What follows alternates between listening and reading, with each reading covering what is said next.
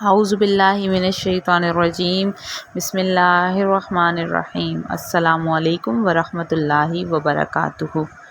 جمعہ کی 5 عظیم برکتیں۔ نمبر 1، دعا کی قبولیت۔ جمعہ کے دن ایک خاص گھڑی ہوتی ہے جس میں دعا ضرور قبول ہوتی ہے۔ نمبر 2، گناہوں سے معافی۔ جمعہ کی نماز اور